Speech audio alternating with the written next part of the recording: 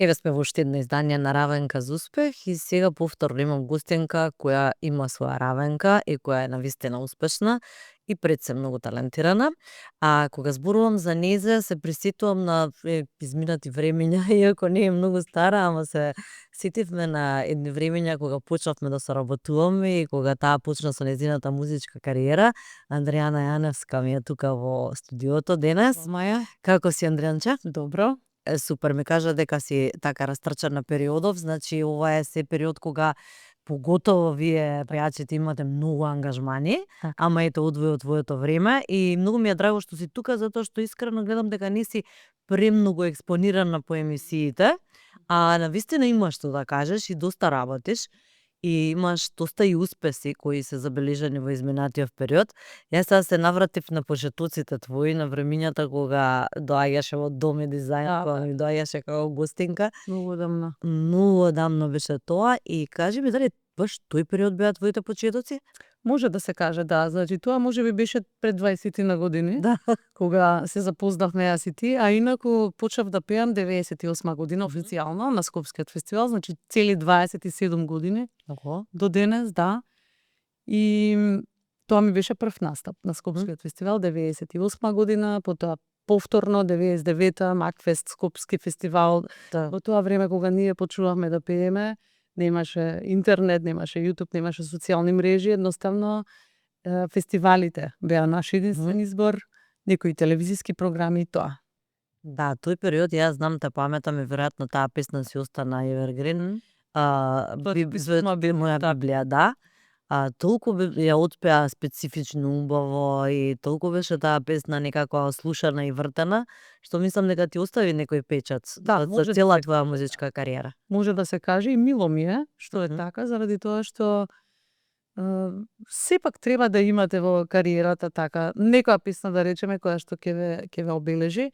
Со тоа што таа ја испеав 2000-та година. Искрено да ти кажам, кога ја снимавме првиот пат, нешто многу не бе воодушевена.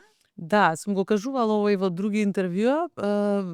Не знам, некако не се чувствував сигурно дека можам убава да отправи така натаму. Дали се уште бев мала, реално. Почнав со 16 години да настапувам. Тогаш беше избор за песна на Евровизија 2000 година. И едноставно така имав некој мал притисок. Меѓутоа со помош на Григор Копров, негова беше композицијата, текстот е на Владо Јаневски. Тој ги пее придружните вокали. И некако успеав тоа да го надминам и сватив дека откако помина фестивалот дека всушност многу им се допаѓа песната на луѓето. И потоа почна таа 2000-та, 2001-2002 година да речеме, мислам дека беа некој пик во тој момент во мојата кариера. После ја испеав Своја на своето, потоа дуетот со Врчак, Тоше имаше, нели? Да, со Тоше беше 99-та година. Значи, меѓутоа ние немаме официјално снимено песна со Тоше, туку само бев гостин на неговиот прв солистички концерт на Кале, каде што врнеше цела вечер, меѓутоа навистина беше прекрасно, незаборавно. Баш незаборавно. Да, во тој период со Тоше постојано настапувавте често заедно, споделувавте сцена, споделувавте искуства, почетници бевте. Да. Какви ти се сеќавањата кога веќе го спомнавме него? Навистина Тоше беше, прво ми беше другар. Заради тоа што и тој учеше во музичкото училиште во Битола, јас учев во Скопје, меѓутоа помеѓу, значи училиштите Оврски, знаеше доста често и да дојде до Скопје да допатува, нормално тука го снимаше неговиот прв албум, јас му ги пеев придружните вокали на неговиот прв албум и многу често се дружевме и бевме заедно. Пред се, значи како другар, а потоа и како врвен интерпретатор и музичар пред се. Значи има некои пејачи кои што имаат убав глас, меѓутоа не можеме да кажеме дека се комплетни музичари. За Тоше можеме да кажеме дека беше комплетен музичар. Значи врвна интерпретација, знаеше и да свири и пијано, правеше и аранжмани и така натаму, навистина и беше многу добар човек. Тоа е навистина спецификата, да, што му оставна како белег до денес, затоа што покрај неговиот стварно глас кој беше незаменлив, имаше таква една харизма и човечност во него што остави голем трак. Ти исто така си мултиталентирана. Ти си и инструменталист? Да. Ти си на виолина, мислам Така дека е. да, виолина. Баш тогаш 2000 година всушност се запишав на факултетот за музичка уметност и тогаш беше тој, да кажеме, преломен период кога ми почна таа експанзија, да речеме, на македонската музичка сцена и естрада и кога требаше на некој начин да се одлучам дали ќе го фатам едниот или другиот пат, бидејќи не може двете работи да се терат паралелно или може, меѓутоа секако ќе трпат двете работи.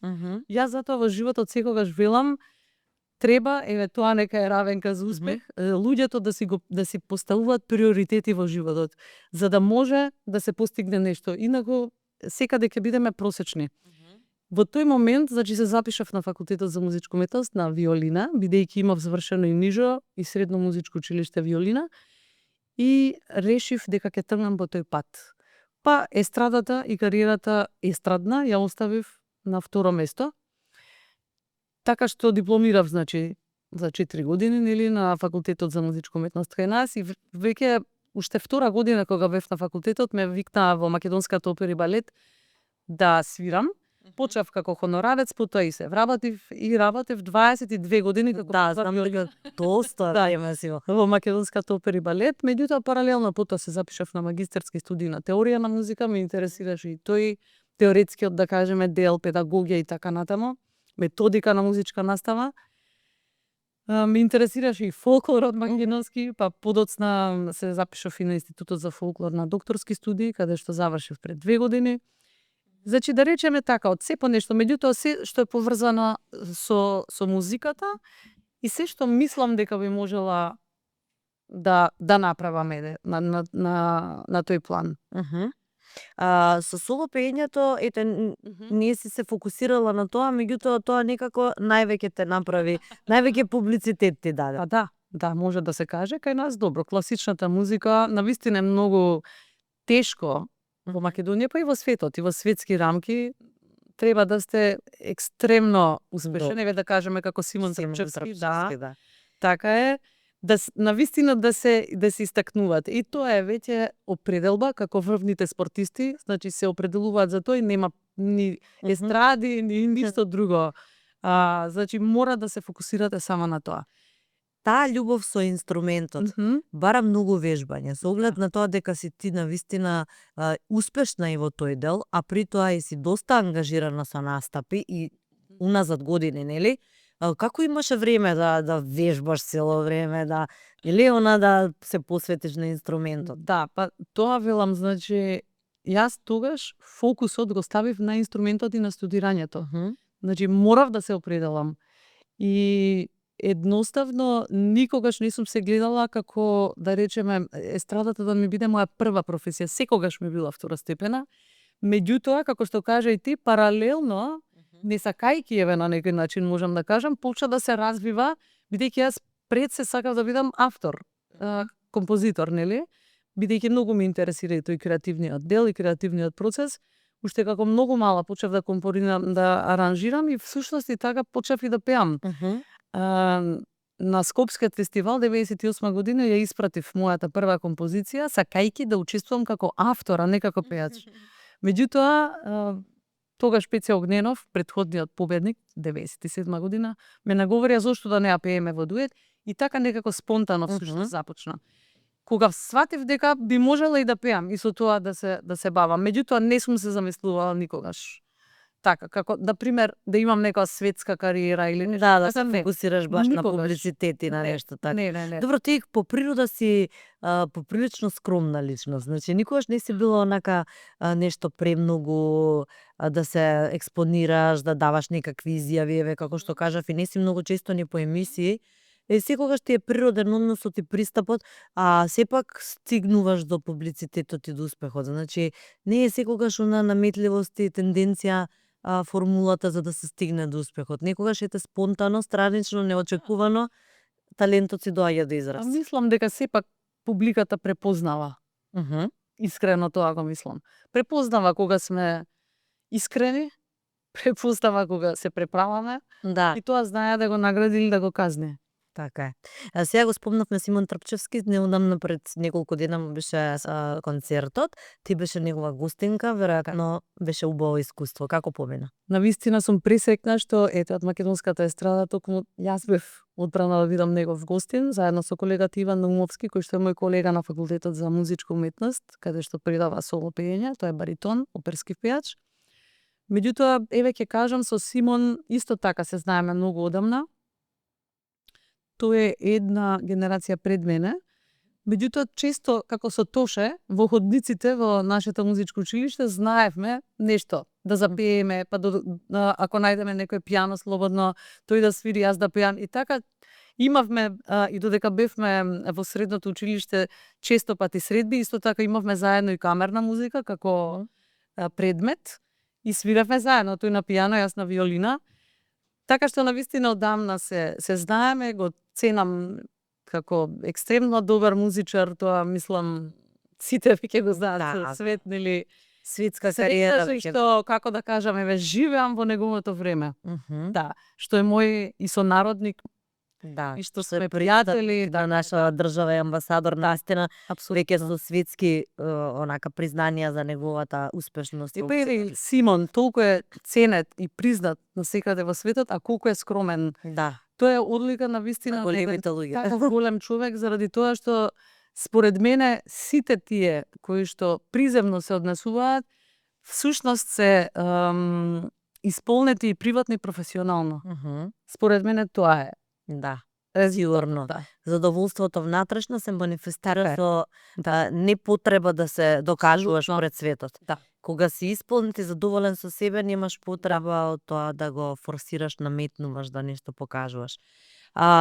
Навистина убаво е сето она што ти се случува во периодов, сега не знам од кај све да почнам, сакам да ги опфатам сите работи.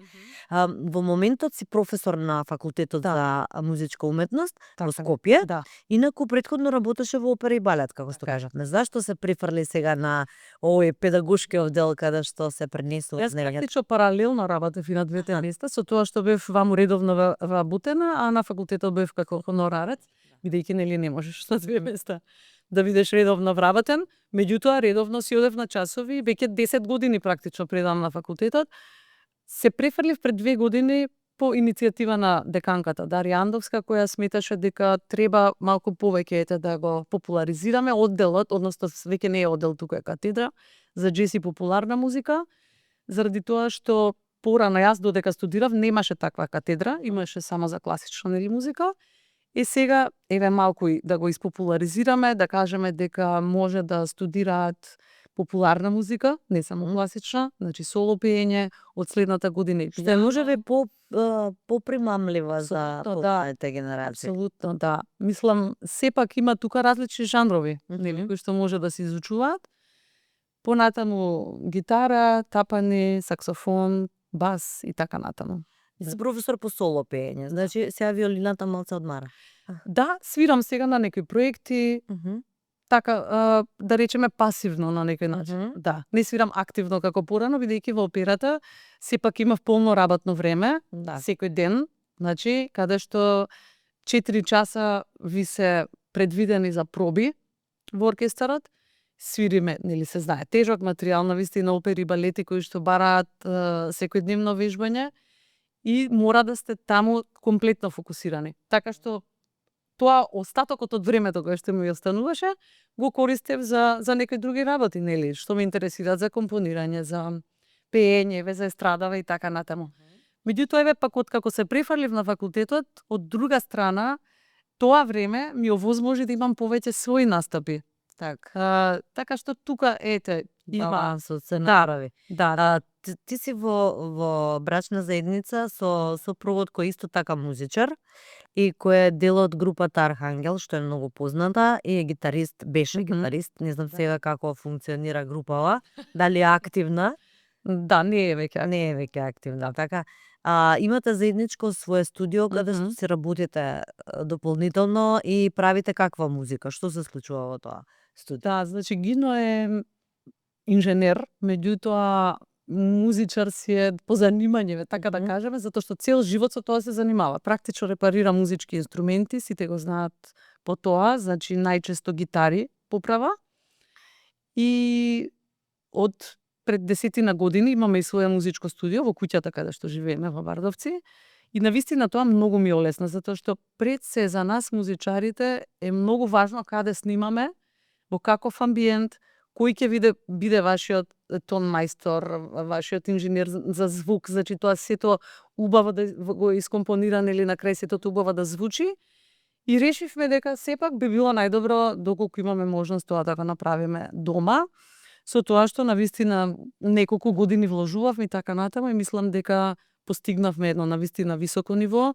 Всушност и доста работам со странски продуценти, до сега никој ништо не нашол замерка, од технички аспект зборувам. И работиме на аранжмани, најчесто тој повеќе околу рок музиката, нормално, јас сум повеќе задолжена околу вокалите, кога се снимаат. Секој со своето искуство. Да. Да. Ама супер спојка за да може да се направи така целосен производ. Да. За кој од нашите изведувачи правите композиции? Па најчесто, сега не знам, последен што снимал беше Александар Тарбунов, неговата последна песна. Снимале многу. Огнен Здравковски беше минатата недела. Скоро, не знам, сите скоро биле. Макфест еден цел фестивал исто така кај нас се снимаше. Навистина скоро сите изведувачи од македонската естрада снимале. Сега, да речеме, Гино најчесто ги снима рок бендовите, бидејќи, нели, тој си се разбира околу тоа повеќе. А како што кажав, јас сум задолжена околу вокалите и сега во последно време работам многу и со моите деца од моето музичко училиште. Да, имате и приватно музичко училиште. Така, да, каде што... Андреана, многу ангажмани имаш, човече, како стигаш тегде? Со организација. Да, ма не е толку страшно како што звучи. Да, вака кога ги наброиш се многу, баш се многу. Да, дека повеќе работи си, не е толку страшно, бидејќи не посветувам по 8 сати сега секој ден на секоја работа. Меѓутоа, секој ден не ми е монотон. Да, морам да го кажам. Од се по нешто и така животот ќе биде интересен. Да. Динамичен. Музичкото училиште има млади таленти, млади, да, и веќе имате забележани повеќе успеси. Девојчето кое представуваше на Евровизија, добивте и трето место на Сан Ремо. Јас до сега не знаев дека сме учествувале. Да. Така да тоа се... Односно, да, оваа година беше тоа, да. Така да, овие успеси се навистина забележителни, важни. Да, морам да кажам дека сум презадоволна со децата од училиштето, инаку веќе 6-та година постои училиштето, се изучува соло пеење, популарни жанрови, виолина и пијано. Тие три инструменти веќе ги наречам. И во моментов над 120 деца, можеби и повеќе. Толку? Да, се запишани.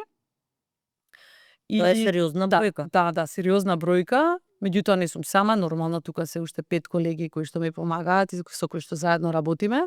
Како што кажа, последниот успех беше настапот на Нела Манческа на детскиот Еверсонг, каде што навистина високо се пласиравме. Сум многу задоволна од нејзиниот настап. Онака како што вежбавме, го исполни тоа. Исто така со Тамара Груевска настапивме на Сан Ремо, во Сан Ремо, Италија, и го освоивме третото место. И тоа е навистина исто извонреден успех, бидејќи таму се настапува со истиот оркестар со кој што настапуваат и возрастните изведувачи на Сан Ремо. Да, практично се е исто, само што се деца. Да, баш таков тип на шансона на... Да, значи се пеат кавери, значи веќе познати песни, меѓутоа со оркестар, диригент, така што тоа вежбавме, значи неколку месеци. Во живо, не може Во живо, да. Браво. Да, навистина, тоа се мали деца. Значи, не знам колку фестивали веќе има што се пее со оркестар во живо. Да, па во странство има. Има, така што јас гледам еве и да каде што може да ги пратам моите деца, да. Дека тоа е поприлично захтевно, нели, за детето да биде баш да се снајде добро, да се прати оркестарот. Сега веќе се е поупростено, да кажам. Да, меѓутоа сето тоа се вежба. Да, сето тоа се вежба и мене ми е мило што имав искуство со свирење во оркестар. Така што можам сето тоа да го пренесам на деца. И од таа страна, од оркестарската страна. Значи, како изгледа кога свириш во оркестарот, како изгледа кога пееш заедно со оркестар како солист. Значи, од различни аспекти. И сето тоа се вежба и децата едноставно потоа се чувствуваат сигурно кога доаѓаат на сцена. Тоа за мене е најважно, децата да ме надминат. Така е. Да. Успехот е тоа.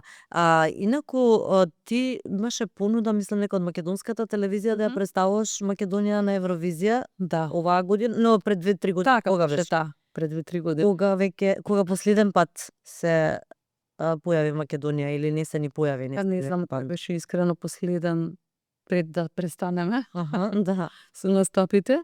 Да, значи ме побараа од македонската телевизија да ја представувам Македонија на Евросонг. Меѓутоа се заблагодарив љубезно и ја одбив понудата од проста причина што Евросонг според мене не е веќе тоа што беше. Значи, еве сега на концертот на Симон Трпчевски изведов Бандидо, која што 1990 година, ако се сеќаваш, значи кога пееше Тајчи за Југославија, беше второ место ми се чини. Значи таа песна остана хит. И има многу песни во тоа време, од тоа време, кои што остана до ден денес да се пеат. И навистина стана евергрини. За жал во последниве години сведоци сме дека Евровизија последно нешто е песната. Да. Значи се друго е примарно, песата е секундарна. Така што тоа беше, да речеме, главниот мотив. А инаку што знам што да кажам друго. Светот на младите останува наискрено. Никогаш не еве и кажав претходно во емисијата, не сум се замислувала, не знам, како некоја светска звезда. Така што веќе навистина имам 44 години, имаме многу млади, добри изведувачи, нека пеат, нека представуваат Македонија и така.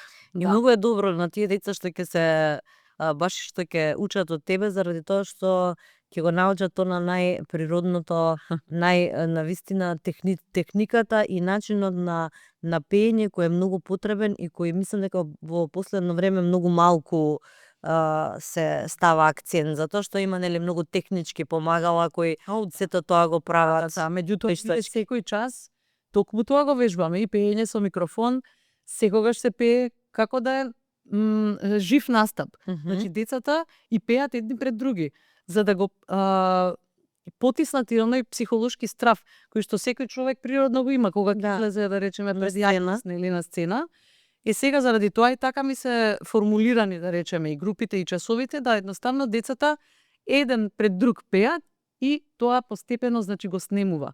И веќе добиваат на тој начин самодоверба, слушајќи се еден со друг, слушајќи ги тугите добри страни, но и грешки и учејќи нели еден од друг. Дали некој од возрастните веќе популарни пејачи доаѓа да вежба со тебе? Затоа што знам дека порано, по новите генерации одеа кај повозрастните пејачи, кај Милка Евтимова, кај Пепачината, учеа техники на пеење, вежбаат. Дали е суетно, да речеме, некој веќе популарен пејач да дојде да побара некој совет, техника, вежба? Не е воопшто суетно, бидејќи и Селин Дион има свој ментор. Сите знаеме како пее Селин Дион. Целата поента кај пеењето е тоа што самото тело е нашиот инструмент, за разлика од другите инструменти, виолина или пијано. Значи, нашето тело, додека пееме, резонира, нели? И ние понекогаш се случува едноставно да не сме објективни. Субјективно го слушаме нашиот глас, што е нормално, нели? Затоа е секогаш добро да имате некој кој што ќе ви каже како тоа изгледа од страна, како звучи и така натаму. Убаво е да си има ментор, зошто да не? Значи, и најголемите оперски пејачи одат и се советуваат и учат и вежбаат. Така што сега од нашава естрада, да, се случувало. Доаѓале некои од колегите, се што можам, ќе помогнам, нели? Она што го знам. Да. Ти имаш две дечиња. Да. Машки. Која возраст? 14 и 10. Да, машки се, да. Сега сме во бъртинска фаза. Инаку, да, одат по нашите стапки, тоа сакаш? Да, тоа се ама да не те прекинам. Да, големиот на пијано свири, сега е, значи, 9-то оделение и ќе заврши нижо музичко училиште во Илија Николовски Луј. Помалиот син свири виолина, 5-то оделение. Меѓутоа, тој има и убав глас. Ништо чудно и тој да биде некој пејач. Ке видиме. Значи, јас не сакам да ги форсирам. Сепак, во музиката и во било која уметност не смее да има форсирање. Значи, тоа самите треба да си го осознаат, да си го пронајдат и да си продолжат по своите стапки. големиот син се интересира и за историја, за географија, така што ќе видиме понатаму сега зашто ќе се одлучат. Растат во музичко семејство, веројатно и љубовта кон музиката им се пренесува. Тоа некако им е природно, меѓутоа јас секогаш велам треба да бидеш среќен човек. Тоа е број 1 во животот. Се што те прави среќен, тоа прави го.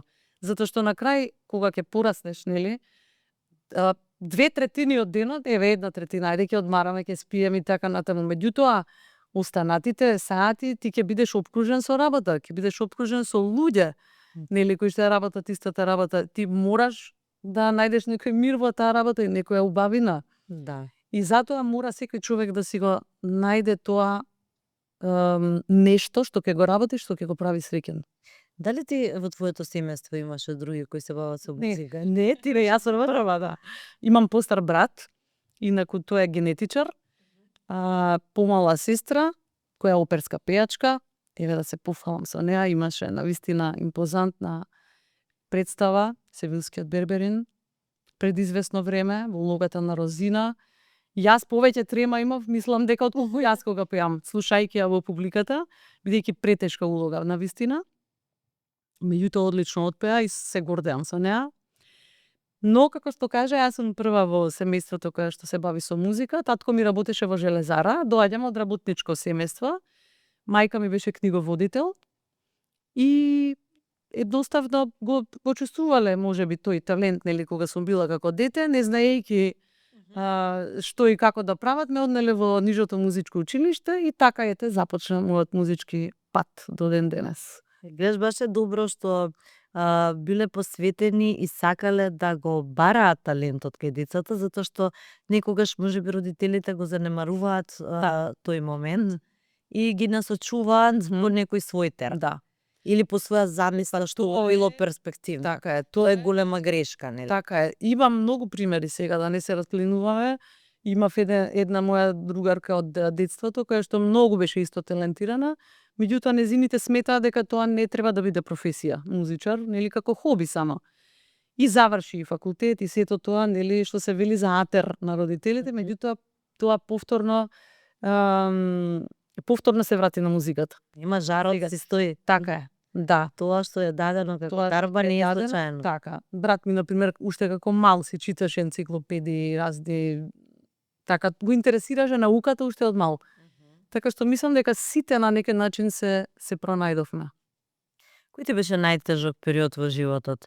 Гледам дека скоро имаше објава дека нели веројатно и премногу емотивно кога изгуби твојата мајка. Како тоа се одрази на тебе, на твојата работа, со оглед на тоа дека работата ти е поврзана и со музика? Колку беше поврзана со неа, колку беше важна улога во твоето растење, созревање и денес во животот? Да, тоа беше пред 7 години, значи, 2018 година почина ненајдено. И тоа беше шок за сите нас, бидејќи не беше болна. И едноставно ми треба неколку месеци да се совземам со ситуација. Баш бев во шок, она. Значи, да сватам практично што се случило. Нормално, нашата работа е таква, меѓутоа мораш да продолжиш. Мораш да продолжиш. Сега во тој момент, бидејќи беше баш вака пред Нова година, немав настапи, мислам не ми можев да пеам и да настапувам. Во операта среќа немавме некои активности, после тоа, тамо, после Василица, да кажеме, веќе почнав да свирам. Меѓутоа, тоа е пак подруго некако да свириш, а подруго е да пееш. И да, навистина ни беше многу тешко, некако сите да се консолидираме така во семејството, но ете, успеавме. Затоа што од секогаш семејството ни било на прво место, на сите. И мислам, и јас кога бев дете, нашите родители нас не третираа исто како да сме возрастни, во смисла на нашиот глас, на тоа ние како размислуваме, што сметаме дека е исправно и така натаму. Што е сигурно добро. Да, апсолутно. Во зрењето и во донесувањето на одлуките. Да. И сега еве јас како возрастна и како мајка се трудам некако ете тоа да го пренесам и во моето семејство. И тоа пред се ми е на прво место, се разбира. И да и децата имаат едноставно да им се чуе гласот, што се Да, вели, да. имаат право на свој став, мислење. Да. Равинката за успех, јас често пати зборувам дека не е само да бидеш успешен на деловен план, на бизнис план, како и да е. Да. Многу е поважно да го имаш оној приватен успех, кога се однесува на семејството, на децата, како една Да. инвестиција многу важна и сето тоа. Го се доживуваш ли себе како успешен родител, како успешен човек на приватен план? Да, апсолутно. Затоа што пак ќе кажам, мене тоа ми е на прво место, со децата секој дневно сум по неколку часа. Значи, дали станува збор за шетање, дали станува збор за учење, нешто на училиште, не знам, едноставно било што да е, наједноставни работи, пример земање од школа и не знам, сакаат смоки да им купам. Значи, јас се радувам кога тие се радуваат на такви едноставни работи. Бидејќи во тоа е суштината. Пред некој ден баш беше убаво и времето сончево и поголемиот син ми рече сакам во парк да одиме. Летно време одиме секој ден во парк, блиску ни е градскиот парк. Се шетаме и низ нашето село таму во Бардовци, се уште има така недопрена природа, каде што можете да се прошетате и навистина ни е убаво. Тоа е Да. кога е компактно семејството, Апсолутно. кога ги има и тие малку традиционални вредности. Да. Ги почитуваш ли тие вредности, нели, на тоа заеднички ручек, Да. да се сготви нешто, да умаш на кујна? Значи секој ден ручаме саратни. Да. Да. Инаку јас живам со свекрвата заедно во иста куќа. 15 години веќе, колку што сме во брак со сопругот. И навистина ни е супер. Дури во годината неколку пати патуваме заедно, значи јас, свекрвата и децата без Гино, затоа што и таа сака многу да патува и навистина така сме си погодени околу патувањата. И мило ми е, некако си ја сметам за моја втора мајка, нели? Стварно, да, убаво тоа да се слушне така, да стама хармонично. Да, апсолутно, да. Секој ден заедно ручаме, значи во периодот кога е ручекот, јас немам никакви врски. Значи на некој начин денот ми е поделен на два дела. Првиот дел кога имам од цевајле часови така натаму, потоа за ручек секогаш сум дома, бидејќи децата ни се само прва смена на училиште, си доаѓаат порано дома, околу 12 и задолжително заедно ручаме. И потоа во поподневните часови повторно нешто организирам, дали некое снимање вака, дали нешто друго, некој настап.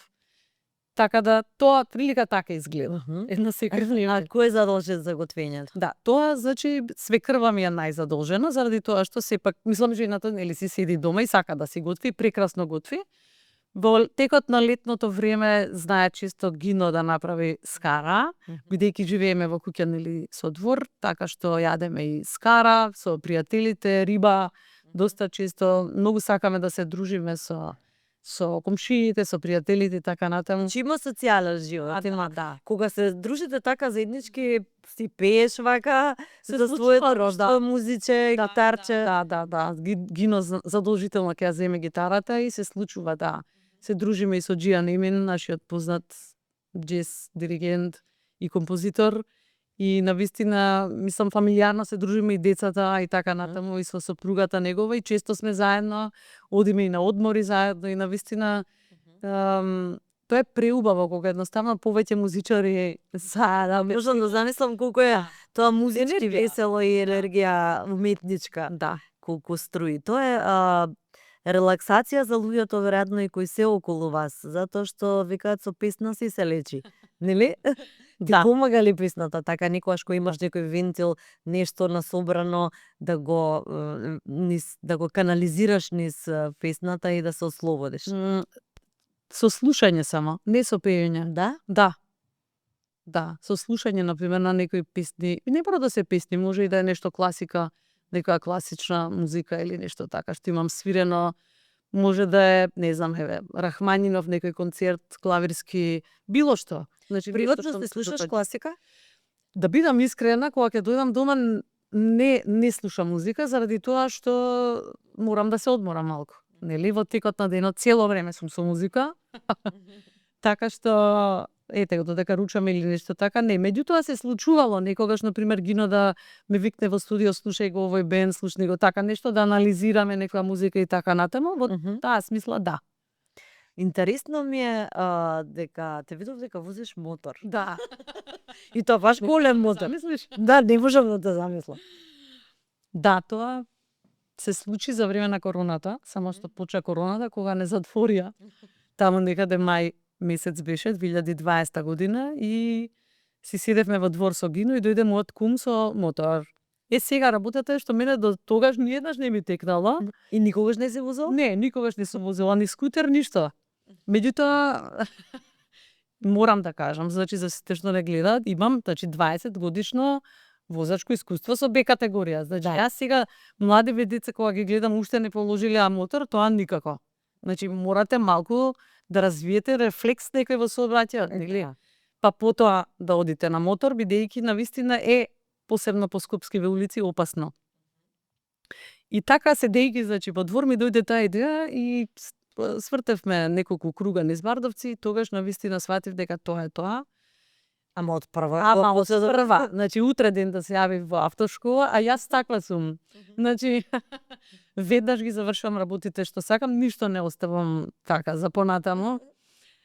Утре ден да се јавив во автошкола, закажав часови, учев, вежбав, дополнително, бидејќи нели немав претходно вежбано. И положив од прва и потоа си купив мотор и уште листото лето на одмор бевме со моторот. Ти возеше? Јас си возев, да.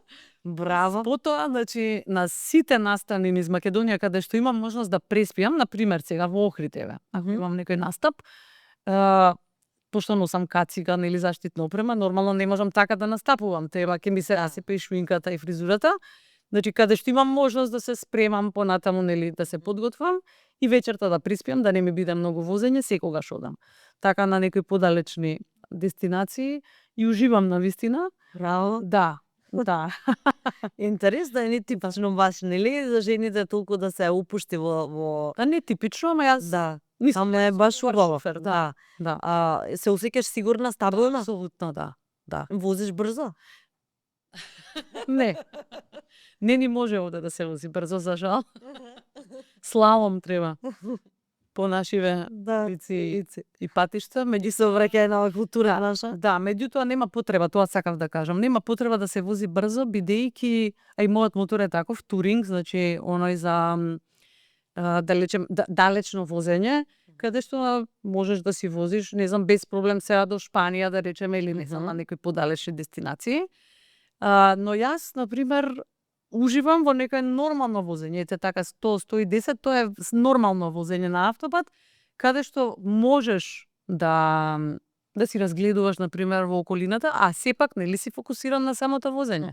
Бидејќи возењето мотор бара дополнителен фокус, не е како во автомобил, нели, на пример да си ставиш рака на прозор, па да си пуштиш музика, па да си разговараш, тука си сам со себе.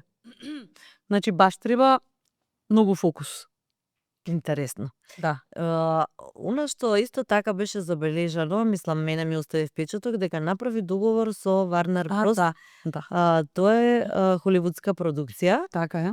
Која е веројатно и многу скапо платен договор. Па не, веднаш ќе ти кажам. За мене наискрено, значи како и да звучи, парите никогаш не ми биле на прво место. Има една поговорка сега ми текна. Вика, а колку и да ги гушкаш парите, тие никогаш нема да те гушнат тебе. Некогаш има некои работи кои што се многу поважни од тоа. Затоа што ти носи други некои придружни работи, например контакти, кои што не се плаќаат со ниедни пари. Мене пред се ми беше чест што ме поканија да настапувам. А како излезе сето тоа? Па на една платформа на која што работам со странски продуценти ми испратија покана да пеам во една видеоигра. Меѓутоа, на почеток не ми кажува за која видеоигра станува збор. Јас наискрено ги прифаќам сите понуди, без разлика и да е нешто најаматерско и најпрофесионално. Тогаш, значи се зачудив, мислам инаку беше грк, ова е интересно да се каже, да речеме тој што беше посредник, кој што комуницираше со мене. Беше многу културен, срдечен и така натаму. И ми ја прати, значи, снимката што треба да отпеам. Значи јас отпеав дома, значи кај мене беше снимено во нашето студио, да. И подоцна, значи продуцентите од таму рекле дека сето тоа е во ред, технички исправно и така натаму. И дури една година подоцна ми кажа и дознав дека станува збор за играта Mortal Kombat 1, која што е навистина многу позната, сите геймери ја знаат. И И дури тогаш можев да објавам. Значи требаше да чекам баш 1 година додека да излезе самата игра и така натаму. И навистина сум срекна што ме одбрале токму мене. Претпоставувам барале некој глас сличен на мојот и така натаму. И Што пееш во таа игра? Неколку така ги викаат сонгови, нели? Да. Значи распределени во тек на, не знам, 4 сати колку трае таму. Така што има и на YouTube кој сака може да пушти да види, да слуша. Интересно беше пред се тоа што комуникацијата беше максимално професионална. Буквално еднаш отпеав, тоа беше тоа, пратив презадоволни беа.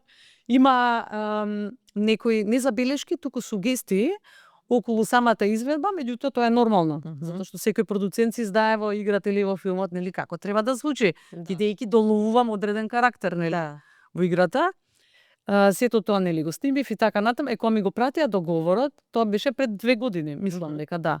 Пред 2 години пишуваше Република Македонија во договорот, а Грков ми го праќа. И односно, не пишуваше ништо, требаше да напишам јас, нели, адреса на живење, јас си напишав Македонија, нели? И викам па да ми го вратат. Тоа е тоа сега, не прифаќам. И меѓутоа немаше никаков проблем, тоа сакав да кажам. Дека никаков проблем немаше, се течеше најнормално. Значи го прифатија, значи луѓето нормалните луѓе немаат никаков проблем со тоа. Да. Значи не се замараат со такви. Да, навистина се беше глатко, течеше убаво и задоволна сум од таа соработка, се надевам дека и понатаму ќе има. Баш тоа сакав да те прашам, дали од тоа произлегува некои нови познанства, нови соработки, нови можности за напор? Да, па на пример се запознав со самиот композитор кој што подоцна доби Греми и така натаму. Значи, тоа се тие контакти кои што ги остварувате, нели? И кои што се надевам дека ќе ми донесат и понатаму некои, не знам, еве сега ми текна дека снимав скоро исто една песна со еден друг продуцент од Австралија, кој што ме покани да бидам пејач во нивниот проект со австралискиот национален хор. Например, и тоа е исто така еден убав проект. Сепак е националниот хор на Австралија. Како не? Нешто важно, да. И така, тоа се некои такви проекти на кои што ме канат. Пеам најчесто на англиски и срекна сум што се задоволни. Едноставно, продуцентите. Но вистина, ти, викаш дека не ќе светска кариера, ама можеби таа сама во себе ќе си дојде како тргнале работите. Со оглед на тоа дека квалитетот сам си излегува на површина, а твојата скромност морам да ја поздравам. Ти си навистина човек што секогаш, не само сега, ајде сега имаш некоја зрелост, нели, кога зборуваме за возраста и искуството и се. Од кога те познавам, значи од пред 20 години како сме се запознале на сцената, секогаш го имаш таа искрена насмевка и никогаш не наметлива. Ниту во облекувањето, ниту во стилот, ниту во однесувањето. Што да речеме, тоа е веројатно некаде од дома, можеби. Карактерот. Да. И сето тоа. Го сметаш ли тоа како своја доблест? Па да. Или некогаш можеби си помислила дека треба да си поинаква во некој момент? Не можам тоа да го носам. Не можам да се носам со тоа. Едноставно не можам. Сме пробувале понекогаш за некои фестивали, и нешто поексцентрично. Меѓутоа, треба и таков карактер да имате. Предпоставувам. Да. Да. За да може тоа така баш да... Да изгледа убаво, нели? Често пати сега те гледам, имаш доста настапи низ Македонија, на доста, да кажеме, оние што се поголеми плоштади, не знам, случувања кои ги организира владата и така натаму. Постојано си ангажирана и дали тоа ти е некој плюс, задоволство, дали ти е тоа нешто плюс во твојата кариера како дополнително за публицитетот и за актуелноста во моментот? Па добро, нормално дека се радувам на секој настап. Еве, предходната седмица, односно пред таа седмица, навистина скоро секој ден имав некои настапи, еве и со џез оркестарот доста често настапувам.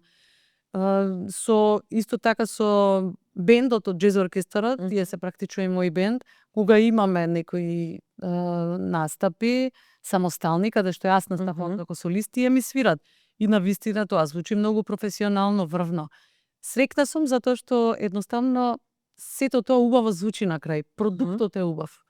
Пееме навистина различен репертоар од македонски евергрин. Да, евергрини, стари македонски стари песни. македонски песни, нешто од моите песни преработени во нови аранжмани. Значи од се по нешто во зависност од пригодата.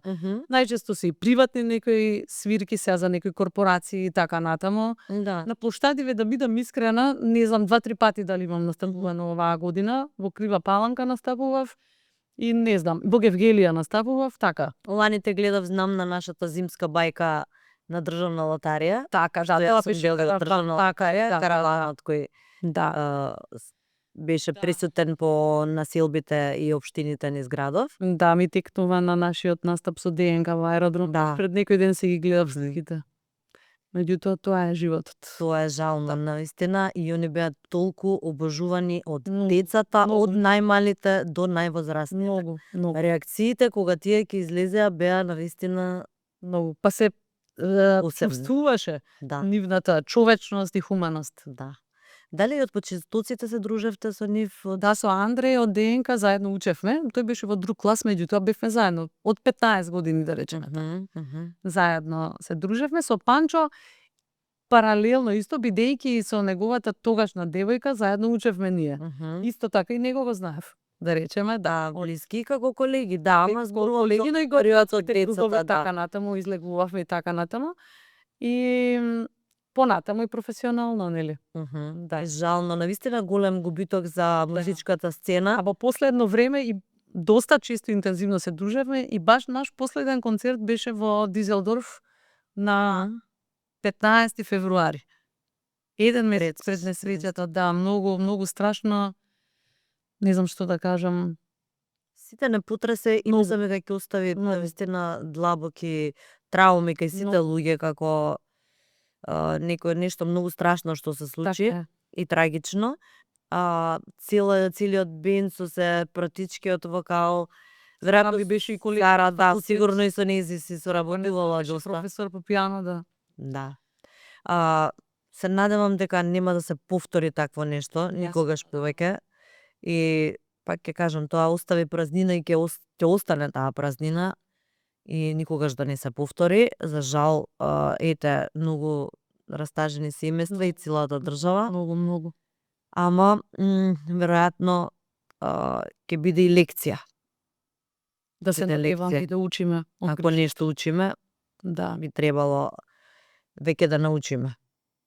Така. Она што исто така е интересно за тебе, дека не знам дали до сега имаш направено солистички концерт? Немам направено солистички концерт. После толку годишна кариера, зошто? Па немам некој одговор искрено зошто. Такви биле околностите. Јас секогаш се водам од самите околности во моментот како што е. Можеби требаше пред некои 7-8 години, меѓутоа ете дојде и короната, таков беше период. Не подводен беше за такви големи случаи. Да, меѓутоа јас ништо во животот не сакам да форсирам и да биде тоа усилено, бидејќи како што кажав на почетокот, публиката тоа мислам дека го чувствува и мислам дека ќе дојде некој таков момент. Па и треба, мислам дека. Да, и треба, да. Навистина би можел да се направи некој таков интересен проект од Имаш ли во план да си направиш некој албум, можеби нешто популарно сега? Да. Малце поинак. Затоа што твоите песни на времето кога ги правеше беа интересни, ве спомена и за дуетот со Врчак. Да. Ете, тие такви соработки што тогаш музиката мислам дека беше доста активна во експанзија и доста се слушаше македонската музика. Сега мислам дека малце помалце. Па сега тука има и други фактори кои влијаат. Се надевам дека и тоа ќе се промени во догледно време и дека повторно македонската музика ќе биде на пиедестал како што и треба и како што доликува, бидејќи навистина имаме врвни пејачи, и уметници и музичари така натаму. Што ме праша друго за концерт? За албумот, да. Па да, јас исто така се сложувам. Таков беше периодот. Ете и настапот на Буба Мара со Игор Џамбазов, песната за Ваташа. Потоа е и проектот Македонија во срцете носиме, каде што исто така пеевме обработки од македонски народни песни. Таков период беше, каде што ете се пееја такви песни и беше добро да се пеат. Меѓутоа да, сметам дека време е да се направи нешто ново. Јас веќе имам 10 нови композиции. Нешто е од Гино, нешто од други автори и во моментов еве ги работиме. Сега сакам еве за време на зимскиот распуст повеќе да се посветам околу тоа. Да, можеби песна по песна, сингл по сингл да ги издаваш. Можеби и така, да.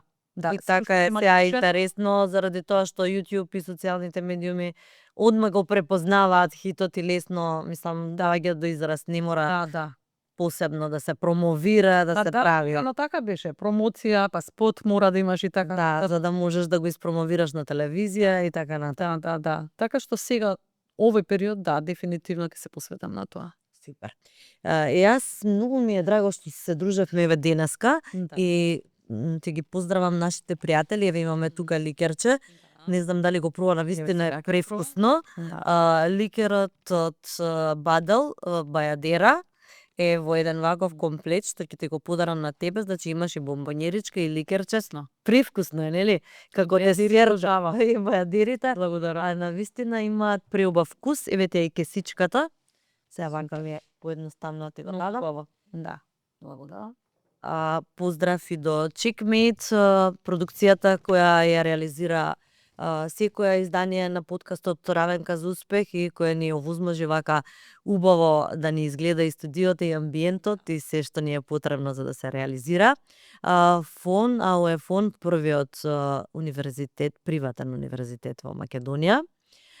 И Каре, кои се еве заслужни за сето ова што го гледаме во студиото, имаат навистина прекрасни работи кои можат да ви го декорираат домот и сите оние љубители кои сакаат да имаат автентичен, интересен, специфичен дом, навистина можат да најдат се што ќе се замислат скоро таму.